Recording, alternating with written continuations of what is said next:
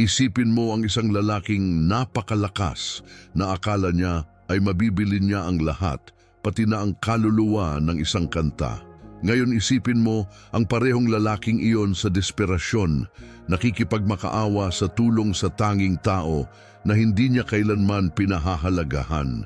Isang napakababait na luthier na may matatag na kamay at malaking puso.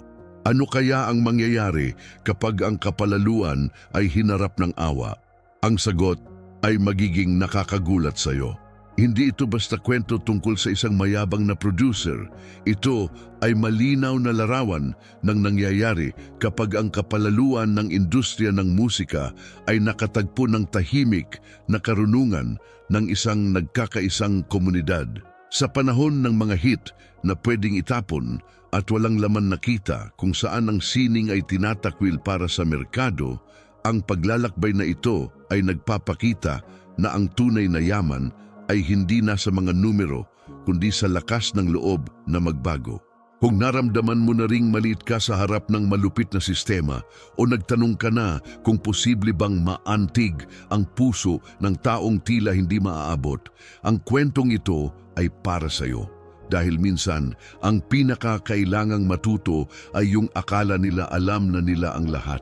At ang pinakawalang-wala, sila pa ang nag-aalok ng lahat, talento, pakikipagkapwa, at pagkakataong maging mas mabuti. Si Ginoong Victor ay uri ng taong naglilito sa mga milyon-milyong kontrata sa personal na halaga. Sa edad na 40, nagsusuot siya ng mga branded na damit na parang armor at dala niya sa mata ang lamig ng taong natutong tingnan ang mga artista bilang produkto. Siya ay klasikong halimbawa ng mayabang na producer na nabuo ng malupit na sistema na ginagantimpalaan ang walang-awang mga desisyon ng mga parangal at katayuan ng alamat. May-ari siya ng record label na lumalaki tulad ng steamroller, kaya naging desisyon ni Victor na pumunta sa maliit na bayan para bilhin sa murang presyo ang tradisyonal na toller ng mga instrumentong gawa sa kamay. Para sa kanya, ito ay isa pa lamang asset sa kanyang mahabang listahan ng mga nakamit. Walang emosyonal na pamana, walang pamilyang legasiya, basta pagkakataong kumita ng madali sa isang lugar na nakalimutan ng progreso ng musika. Sa kanyang mamahalin na kotse, iniaayos niya ang headphones niya tulad ng pag-aayos ng kanyang pananaw sa mundo. Matatag, kontrolado, walang lugar para sa mga kahinaan. Ang kanyang plano ay simple, dumating, bumili at umalis. Hindi niya alam na naghanda ang tadhana ng pakikipagtagpo sa isang taong walang kapangyarihan, maliban sa karunungang nagbabago ng pinakaprotektadong puso. Pagkalapag niya sa bayan, naramdaman ni Victor ang epekto ng tinatawag niyang primitibong katotohanan. Ang init ng pakikipagkapwa, ang amoy ng kahoy at varnish, ang mga simpleng bahay, lahat ay nagiging kadiri sa kanya. Para sa lalaking sanay sa luho, ang pagiging napapaligiran ng napakababait na komunidad ay tila pag-insulto. Bawat detalyeng nakikita niya, pinupunan niya ng may pagmamalaki na bulag. Habang naglalakbay patungo sa toller, halata ang kanyang pagkasuklam. Kumukomento siya ng malakas na may tono ng guro na ang mga taong iyon ay kailangan gumising sa pandaigdigang industriya. Ang kanyang mga salita ay punong-puno ng paghuhusga. Para sa kanya, ang bayan na iyon ay hindi komunidad. Ito ay hadlang sa kanyang pananaw ng progreso, streaming, mga numero, pagsasamantala na nakatago sa pamumuhunan. Ngunit ang hindi alam ni Victor ay sa likod ng bawat simpleng titig na nakakasalubong niya, mayroong mga kwento ng pagdaan sa hirap, ng pagmamahal sa kapwa, ng tunay na mga halaga. Ang mga taong nakikita niyang napaka-atrasado ay handang magbigay sa kanya ng aral sa kababaang loob na hindi matuturo ng pinakamagagaling na kurso sa marketing ng musika sa mundo. Nakaupo sa harap ni Maestro Antonio, inilahad ni Victor ang kanyang alok na may lamig ng taong nagsasara ng mga negosyo tulad ng pagpapalit ng mga piraso sa makina. Nag-alok siya ng nakakaasar na halaga para sa 100 taong toller Ginagamit ang emosyonal na pamana ng pamilya tulad ng pwedeng itapon na bagay. Para sa kanya, ito ay estratehikong hakbang lamang para pataasin ang kita at bawasan ang gastos sa hinaharap. Si Maestro Antonio, lalaking may mga kamay na puno ng kalyo at mata na puno ng karunungan, nakinig sa lahat ng may pasensya. Nakita ni Victor ito bilang tanda ng kahinaan, pero sa totoo lang ay tahimik na dangal. Ang mayabang na producer ay sinusubukan na gamitin ang kanyang mga teknik ng presyon sa negosyo sa isang lugar kung saan ang respeto ay may halaga pa rin, pero hindi niya napapansin. Ang pagkakaiba ng kapangyarihan at karunungan ay nandoon sa harap niya, pero bulag siya dito. Hindi pinapansin ang bigat ng 4 na henerasyon ng trabaho. Patuloy na nangungulit si Victor na ito ay magandang negosyo para sa lahat. Pero hindi lahat ng yaman ay maaaring sukatin sa mga numero. Ang hindi niya inaasahan ay na ang magalang na pagtanggi ay simula pa lamang ng malalim na moral na pagkakaharap, at na ang isang bata ang magiging dahilan ng kanyang pagbabago. Sa Central na Plaza, habang pinupunan niya ang lokal na musikal na kalagayan sa telepono, napansin ni Victor ang isang batang babae na may simpleng hitsura, nakaupo sa bench na may dalang lumang gitara. Ang batang babae na may simpleng damit at masinsinang tingin ay tila hindi nakikinig, pero sumusipsip ng bawat salita tulad ng nag-a-archive ng mahalaga. Ang pangalan niya ay Bia at dala niya sa kamay ang kopya ng Ang Kasaysayan ng Sikat na Musika. Sa dugo niya, isang nasugatan na pamilyang legasiya.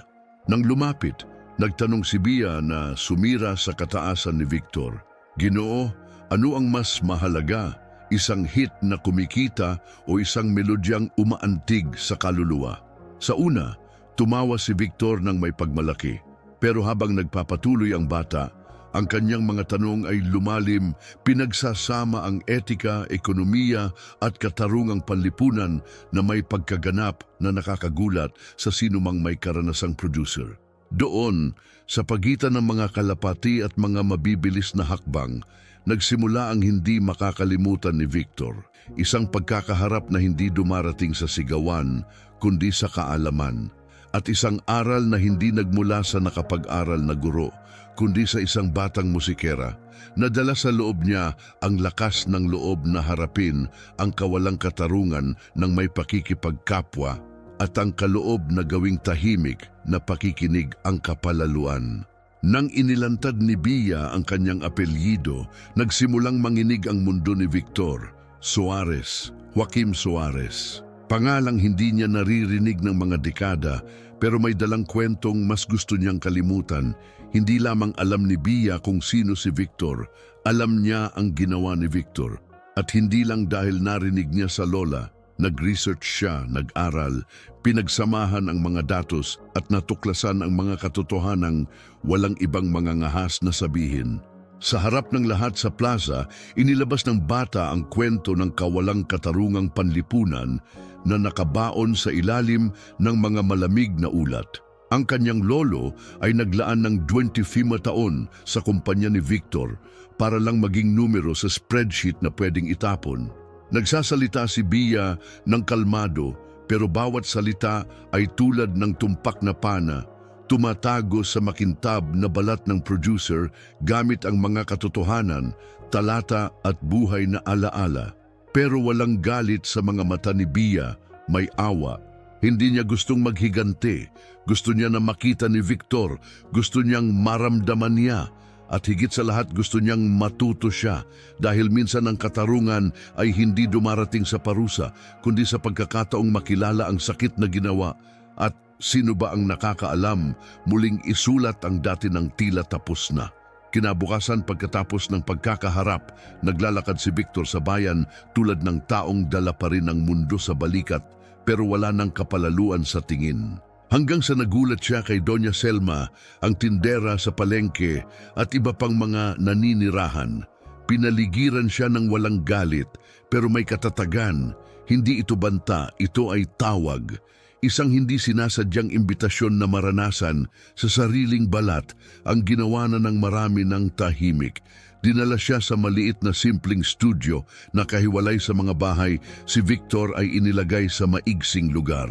Walang cellphone, walang assistant, walang control. Sa unang pagkakataon sa maraming taon, siya ay isang lalaki lamang. Walang katayuan, walang impluensya, walang proteksyon. Ang komunidad na iyon na nagkakaisa ay pumiling hindi parusahan ng karahasan, kundi sa nakakapagbagong karanasan. Isang sapilitang retreat para matuto. Habang bumababa ang katahimikan ng gabi sa bayan, nagsimulang maramdaman ni Victor ang bigat ng matagal nang hindi pinapansin. Hindi ito bilangguan, ito ay salamin. At doon, sa kawalang ginhawa ng pag-iisa at kahinaan, tumutubo ang binhi ng aral sa kababaang loob na tanging ang pagmamahal sa kapwa ang makakapagturo, ang aral na magbabago sa lahat. Sa tahimik na gabing iyon, nang wala nang natira kay Victor, kundi ang tunog ng sariling paghinga at ang paggalaw ng kahoy sa ilalim ng kanyang mga paa, dumating ang tray ng pagkain, hindi dinala ng sinuman, kundi ni Bia.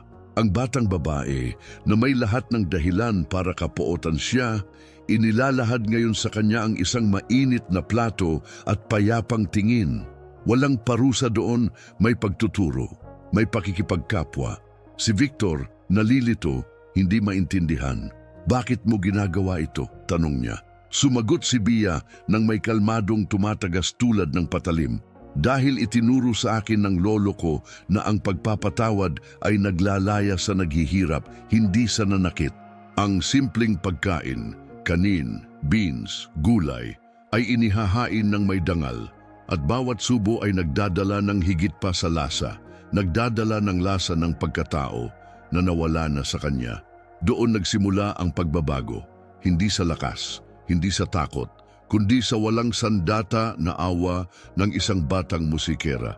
Ipinakita ni Bia sa mga gawa na ang pagmamahal sa kapwa ay maaaring maging pinakamakapangyarihang sandata laban sa malupit na sistema. At si Victor, sa unang pagkakataon, hindi naramdamang nakakahiya na hindi alam. Naramdaman niya ang tunay na pagnanais na matuto. Kinabukasan, dinala ni Bia si Victor para kilalanin ang lugar kung saan talaga nagsisimula ang lahat, ang eskwelang musikal ng komunidad na may pangalan ng kanyang lolo, Joaquim Suarez. Ito ay simpleng gusali pero puno ng buhay sa bawat sulok. Mga bata at kabataan na natututo ng teorya ng musika, komposisyon at mga halagang pantao na may sigasig na magpapawalang salita sa sinumang producer. Si Victor, na sanay sa mga recording studio na may tanawin ng mga matatayog na gusali, nawalan ng salita nang makita ang mga kabataan na nagdedebate tungkol sa panlipunang epekto ng musika ng may kaalaman. Mayroon doon na hindi niya natagpuan sa kanyang mga board meeting, layunin. Edukasyong hindi nagsisilbi para makagawa ng mga hit, kundi mga kumpletong tao na nakakaalam sa mundo sa paligid nila. Doon, sa pagitan ng mga recycling instrumento at tunay na ngiti, naintindihan ni Victor ang diwa ng tunay na pagbabagong pantao. Hindi lamang gusto ni Bia na magsisi siya, gusto niyang makita niya. At napiliin niya ang bagong paraan ng pagkilos. Dahil habang tinuturo ng sistema ang pakikipagkunwari, ang eskwelang iyon ay nagtuturo ng pakikipagtulungan. At iyon, oo, ang tunay na yaman.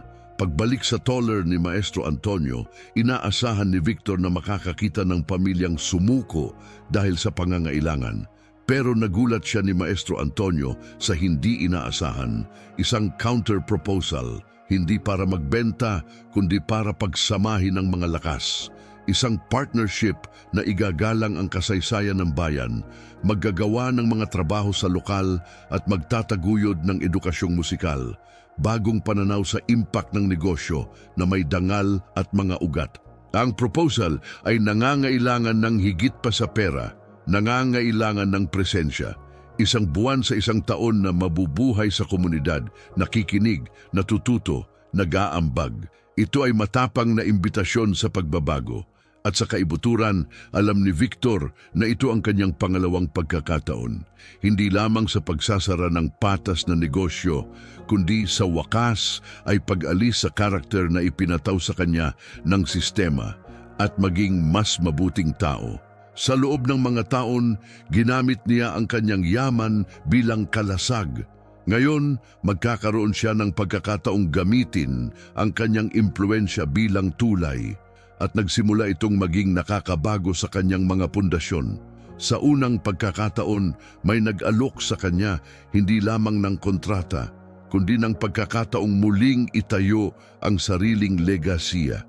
Isang pagpipilian sa pagitan ng pagtinatayang luma ni Victor o maging lalaking pinaniniwalaan ni Joaquim Suarez na maaari siyang maging. Pinirmahan ni Victor ang dokumento na nanginginig ang mga kamay, hindi dahil sa pag-aalinlangan sa pananalapi, kundi dahil sa bagong bagay, kamalayan. Sa sandaling iyon, hindi lamang siya nagsasara ng partnership, binubuksan niya ang daan. At bilang unang hakbang, inanunsyo niya ang paggawa ng Permanenteng Educational Fund sa pangalan ni Joaquim Suarez. Isang pagbibigay pugay sa lalaking itinakwil pero hindi kailanman nakalimutan. Higit pa dito, inimbitahan niya si Bia na maging kanyang tagapayo sa social at musical impact, isang batang musikera na ngayon ay may aktibong boses sa kapalaran ng malaking korporasyon. Hindi dahil sa awa, kundi dahil sa kakayahan, dahil hindi lamang naiintindihan ni Bia ang ekonomiya at katarungan, ginagawa niya ito.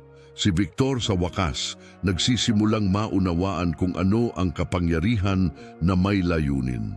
Bawat hakbang na ginagawa niya sa bagong direksyong ito ay tulad ng pagsira sa malupit na sistemang humubog sa kanyang dating pananaw sa mundo. Ang lalaking dati ay akala niya na ang pamumuno ay pag-uutos. Ngayon ay natutuklasan na ang pamumuno ay pakikinig din at na ang paggawa ng legasiya ay hindi pag-iiwan ng yaman kundi pagpaparami ng mga pagkakataon, pagganyak ng mga pagbabago, pagantig ng mga buhay. Lumipas ang 6 na buwan at ang pagbabago ay hindi na teorya kundi naging totoo. Ang eskwelang musikal ng komunidad na Joaquim Suarez ay pinalaki na may mga bagong instrumento, digital sheet music library at mga workshop sa advanced composition. Ang mga kabataang dati ay hindi nakikita ngayon ay nakatuklas na ng mga kasanayan na kumukonekta sa mundo nang hindi tinalikuran ng kanilang mga ugat. Ang komunidad na dati ay nakalimutan, ngayon ay umuusbong.